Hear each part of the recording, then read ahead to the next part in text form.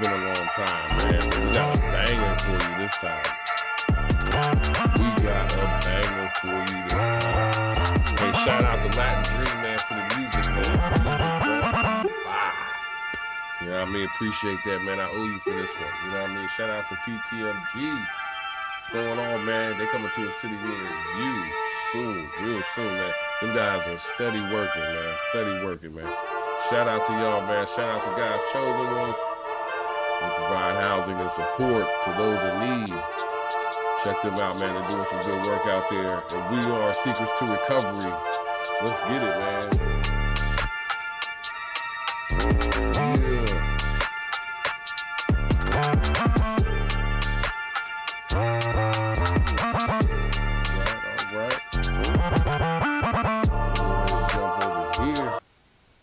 We in there. What's up? What's up? I'm your gracious host. And we here, man. We gonna do this, man. Let me throw this up in here real quick. Bang, bang. Still kind of getting this together, but it is coming together, that's for sure. I'm just gonna put a little music in here for us, man, so we can vibe out. Of course you don't wanna just sit and listen to my nonsense. But nah, man, so we're back, man. Let me get my notes here. It's gonna be a powerful one right here. Man, so Wes Huff and Joe Rogan sat down for an interview. Now, who is Wes Huff? Wes Huff is a Christian scholar who totally destroyed this guy named Billy Carson. And because of this, it elevated Wes Huff. And now he gets to sit down with Joe Rogan. And they had a good discussion. But the reason I'm making a video about it today is because they did get a few things wrong. And so I just want to highlight that. But mainly my main focus is that hopefully we can begin to have acceptance of one another regardless of what you believe, because people are discussing these things on a real high scholarly level and they don't even agree on these things. So we can't get caught up in the religion aspect more so than looking out for one another, because that was the main focus, especially if you follow in the Bible. So Wes Huff, Joe Rogan, they sit down and start going over the debate with Billy Carson. Like I said, now Billy Carson, he was a grifter, and that's where he messed up at, because he would be selling all these crazy products and nonsense books and things that, really just were real far out there. And so magic crystals and things like that. I could be wrong as far as the what it was specifically, but what I'm saying, it was a lot of products that were real questionable. If you go over to a guy named Taharka Bey, Moorish World TV, go over there, man. He did a powerful breakdown about all of that. But this guy would then come on and give Billy Carson the business. This guy, Wes Huff, he would come and give him the business that. But I did see a few things, and as I was watching the interview, and it just inspired me to get on, make some new content. It's been a while. We're doing things a little different this time around. We're basically going to be all under Secrets to Recovery, but we're going to have different segments. We're going to have like this one right here, of course, is called Restating the Facts, and basically we'll be breaking down current events and things like that. We'll have other segments as they come along, and then eventually we'll be able to do all these together in one live show. But for right now, we're just doing these little video breakdowns, and they'll be divided into each separate segment. And we're gonna be having some fun too. We even have a gaming side of things that we're gonna be doing, so that we can eventually open up a studio and get people, kids, adults, everybody come in. We like to have some after school programs and things like that, where people can come in, learn how to make content. Shout out to the Black Tube, those guys out there. Hope you guys are okay out there in Cali with the fires. They have an actual content creator school where they're getting the kids involved on how to make this content and how to monetize it. So like I said, I saw a few things. It really, inspired me to do this. Now, one of the people that I'll be sourcing is a guy named Dr. Kip Davis. He's a historian. He has many different titles, many different degrees. Please look him up. His name's Dr. Kip Davis. I believe he's also a professor, or at least he was at one time. Now, he got his PhD and things like that by discovering these different forgeries and these different, he would have to more explain it to you, real complex stuff. But he basically saw how some of these manuscripts that we were finding, like the Dead Sea Scrolls and things like that, that they had a lot of significant differences in things compared to what we know today as the Bible. But we'll get back to him. I want to introduce him before we really get into everything. Dr. Kip Davis, right? Now, our first issue. Now we're gonna switch over to the Summer Jam screen here. Give me 1 second though to get this where I need it to be. So let me start here, because Mr. Huff, Wes Huff, he starts off in good shape. He starts off saying how, these issues are nuanced. They're often unclear. There's no easy answers to this. There's no black and white like they like to present it to us, like if you go to church and things like that. It's just this way. But when you begin to dig into it, which a lot of these scholars and things, that they study this stuff full time, and the more you dig into this, the more you realize you really don't know as much as you think. So let me get this going here. So that's on, see, I forget to, let me see this real quick. Let me go here real quick and see, because I know you said, right there.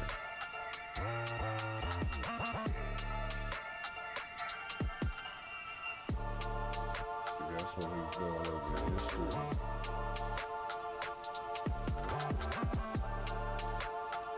So let me see something here real quick. I wasn't prepared. I didn't write the timestamp down for this one, but let me just look at it real quick, just so I can see. Let's see here. Bang, bang, bang. Okay, let me try this real quick.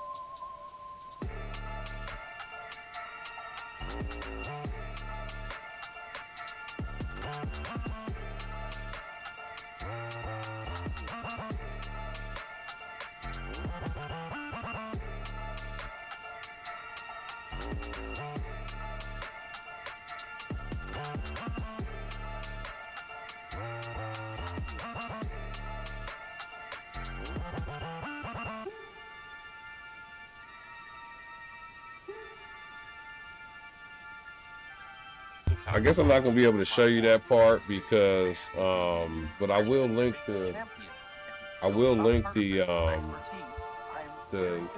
interview. I'm actually getting these clips from a channel called Paul Logia, and let me turn that down.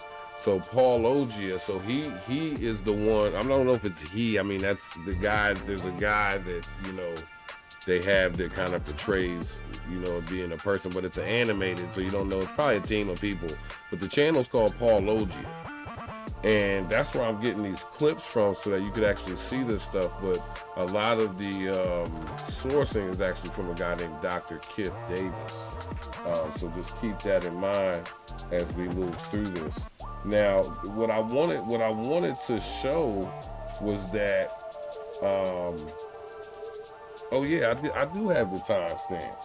What am I talking about? Okay, I'm sorry, y'all. I'm bugging out right now.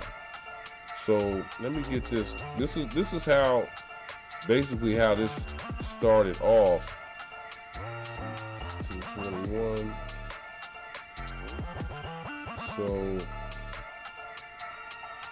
right here, so let's go ahead and switch over here real quick. Let's go over here to the Summer Jam screen. That's what I call it. Just so I can share this with you real quick. Here we go, right here. Boom. Okay, so a little bit more, just so that doesn't come through too much. But okay, yeah. I see you guys in the comments. Yeah, he did cooking. He did, you know, as far as Wes Huff and Billy Carson, he did cooking, that's for sure. So, you know, that's for sure. That's what kind of propelled him to be able to get onto this. But I gotta show this, because this is what there's a couple things though that they did get wrong, and being on such a big stage, I just want to kind of point those out. Check this out, right? Check this out. So you got this guy, Paul Ogier. He's gonna go into this, but it's a clip of what happened on the Rogan experience. Watch this right here. Reported to be giving. Yeah, well, I mean, I think that's why, experts themselves feel a lot of inadequacy, is because they study a subject and realize, like, I'm never going to get to the bottom of this hole. Right. So, unfortunately, most subjects are very, very nuanced and very deep. Yeah. I mean, especially when you're talking about ancient religion. Yeah. The scholarly nuance was. Yeah, so what I'm saying is this. He starts off saying, like, a lot of these things are real complicated, basically. You know, it's not, you know, you can't just say, oh, I know this for sure. You know what I'm saying? That's hard to do when it comes to these ancient conversations, you know.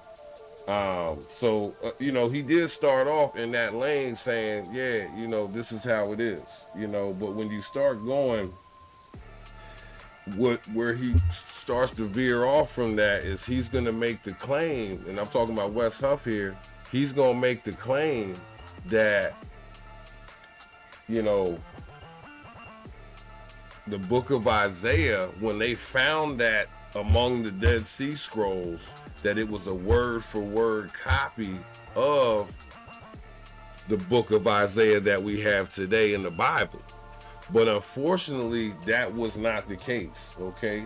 And that's where Mr. Kip Davis is going to come back in. But let me switch back over to this. Let me show you this here real quick. Watch this. So let me find that stamp. Okay, so right here. So let's go over here. Now remember, this is all fair use. I'm just showing this as a way to show you know, that we don't know as much about this stuff as we might think, you know. So let's go right there. Bang. All right, watch this.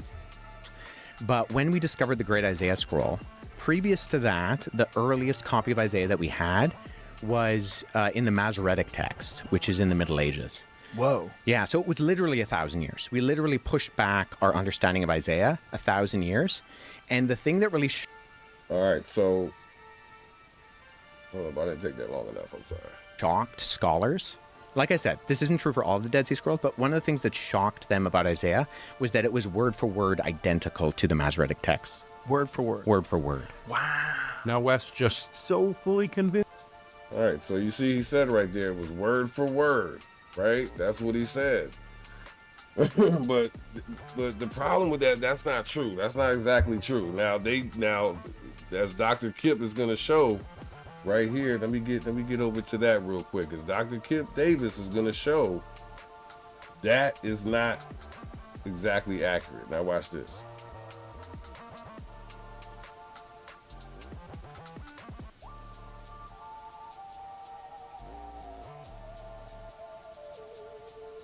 All right, here we go. Watch this. Watch this right here. At a glance, at a cursory glance, when you're looking at this large manuscript full of Isaiah, it looks like it's very, very much the same as what we have in our Bibles. So, what apologists have been very guilty of doing, time and time again, is saying that this particular manuscript, 1Q Isaiah A, this very impressive complete copy of the book of Isaiah, is virtually identical to the Masoretic text. In 1Q Isaiah A, there are over 2,600 textual variants. In fact, when the editors, Eugene Ulrich and Peter Flint, wrote their edition, one of the things that I did as a PhD student for weeks and weeks and weeks on end was I put together these collections of textual variants, and inside the edition it's literally pages and pages and pages of variations cataloged from You're this an expert. particular You know what manuscript. you're talking about. Now, I will say the vast majority of them have to do with just small variations, and these are not the spelling variations. That's something different. That's what we call orthography. This is actual, shifts within the text, but they're very, very small sorts of things. The way that you would mark a preposition, whether you attach it to the word or keep it separate, the same with like pronouns, whether it's suffix to the end of the word or separate, those sorts of things. But there are certainly a number of quite interesting, I would say, relatively significant differences within this 2,600 textual variants. So, Okay, so right there, so he's saying there was a lot of differences there. You know what I'm saying? And to get on such a big stage like that and say, oh, it was 100%, especially coming from a scholar who, he studies this and he knows about statistics. Which, if you know about statistics, you understand that there's nothing that's really 100%. So to come and say that was 100%, that wasn't quite accurate. But don't take this as that I'm attacking. I'm glad that they were having this conversation on such a big stage. I got to give a shout out to Joe Rogan for doing that, because Joe Rogan has always purported to be more of an atheist. Excuse me. So because of that, that's gonna show. Now, somebody asked, what were those differences? Now, of course, I'm not somebody who has looked into those, that deeply. So I don't know. I'm sharing this information from Dr. Kip Davis, who he's looked over this. He has his PhD in this, and he's the one that's saying, there was many differences, so that's where that's coming from. So don't take it as I'm, like I'm just know-it-all. I'm not. I'm just going off of information that I'm seeing, because a lot of times what we see on the main screen, that's not often the whole story. So I'm just trying to, dig into that a little bit. Now check this out. Now Wes Huff, watching this, the only thing I personally really disagreed with Wes Huff was on one point that he made. And what he said was that it was easy to fact check people back then. You know what I'm saying? Which, of course, that's not accurate, because you can't listen, even going back to the 80s, right? Before the internet, it was hard to fact check anything. I did a video called Father of Scams. It was my tribute to Father's Day. You go to my channel, check that out. It's called The Father of Scams. If you look in the live tab, you'll see that. I basically talked about this book called Think and Grow Rich. That's a book that a lot of people follow when it comes to entrepreneurship, business, and things like that. But when you really look into the author of that book, which I did a whole breakdown of this, but when you look into the author of that book, was a guy named Napoleon Hill. And Napoleon Hill was found out to be a huge fraud. But the reason he got away with it for so long was because it was way back in the day. There was no, hold on a second, let me turn this down a little bit. But there was no, internet. You couldn't, you could lie and say, hey, I'm hanging out with the president every day. You could really say that. So to say that you could fact check these things, that's not really fair to say that, especially on a such a big stage. But here's what I mean. I'm gonna pull it up right now. Give me 1 second right here. You know what I mean? It's just me doing this. I don't got a team. You got to have a team to really be, pulling this off. But I just do this as a hobby. I'm doing this as a, I like to, get on here, share information, that I've come across. And I feel like we should all do that. We have an ability to be online and leave information behind for the next generations and things like that. So let me check this out right here. It's only 9:37. Now watch this.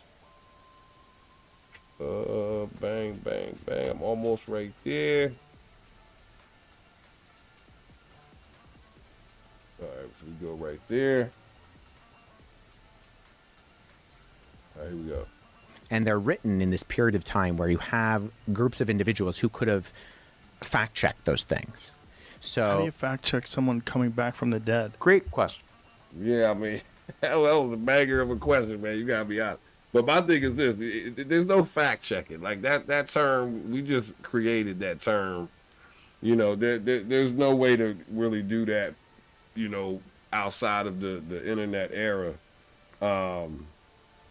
But like I said, if you go check out my video on Napoleon Hill, you'll see that this guy, he said all kind of stuff, that he was doing all kind of different things, that because it wasn't able to be verified, people believed him. So later on, it was found to not be. Now, here's another small point that really, it don't really matter, but I'm pointing it out only because it's such a big stage, and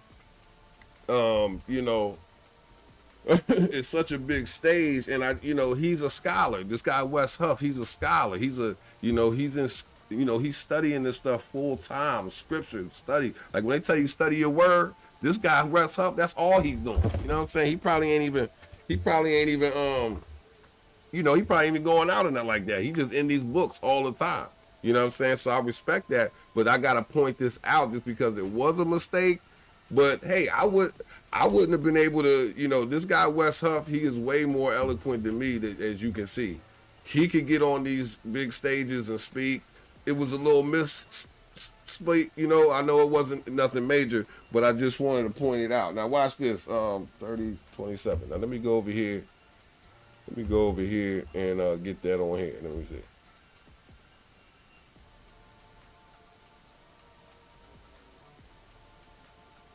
All right, here we go, right here.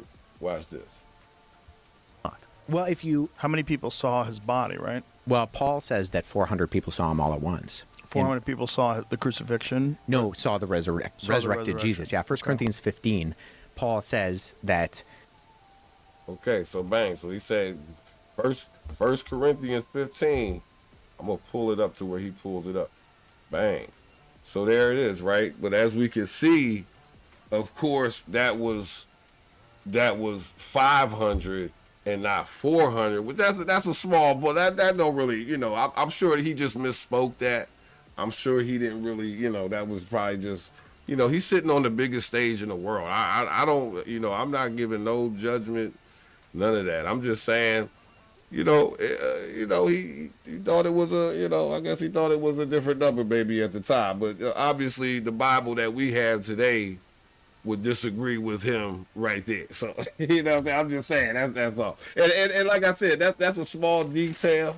And there was a couple other things that if you go and look at this guy, Paul Logia, he really breaks down a lot of different other things that, you could point to, especially depending on your faith and everything like that. But my point in bringing all this up, though, and sharing this is that, regardless of what you believe, it's all due to perspective. We're down here fighting about this stuff amongst each other, but even the scholars don't agree. You know what I'm saying? So we don't have to be down here fighting among the biggest message. If you following the Bible like that, the biggest message is how you treating each other. You know what I'm saying? And that's all that matters, man. We could still be friends and talk, and I don't have to condemn you to hell just because you don't believe how I believe. You know what I'm saying? Because for one, I don't believe that God is doing that. I don't think that's the that to me that comes from a more of a human perspective, as governments and things like that have been in control of these manuscripts.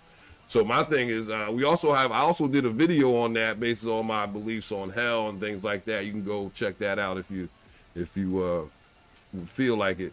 But my biggest thing is that we all got to come together, man. There's no, no one's better than anybody else. No one is you're chosen over me. There's none of that. We've come up believing these things, but it's one more of a way to divide people than to bring people together. Whether a person is, we run a transition home for men, and we don't care what your religious belief is. As long as you don't believe in hurting people or nothing like that, we don't care. You could be a Muslim, atheist, whatever. All we ask is that you have respect for what people's doing. You walk through and you see somebody's praying, you don't have to come through and make all kinds of noises just to be disrespectful just because you can. You know what I'm saying? So my thing is, let's all get along. These things are being debated among high scholarly people that, know way more than we do, but they still are, can only give as far as their perspective. If I was born in Pakistan, I would have a different perspective, probably a whole different religion. So my thing is like, let's all come together, man. The cavalry's not coming. All we have is each other. You know what I'm saying? So, like I said, shout out to Wes Huff, shout out to Joe Rogan for being, having such a conversation on such a natural stage. Shout out to Wes Huff for demolishing Billy Huff. I mean, not Billy Huff, Billy, dang, I can remember his name right now. But, Billy Carson, that's right, Billy Carson, you know what I mean, really demolished him. Also, another guy, shout out to Harker Bay, Morris World TV. He really did a good breakdown trying to warn us of guys like this that are in our own community that try to come and separate us from our hard work and money. Telling us all these things just because they're a good speaker, they're a good talker. Sounds good, so a lot of people will go for it. But hey, man, I'm going to end this right here, man. Secrets to Recovery. This has been a segment we like to call Restating the Facts, where we bring you reactions to current events and current perspectives. So, hey, man, that's it, man. Signing off, man. We out, man.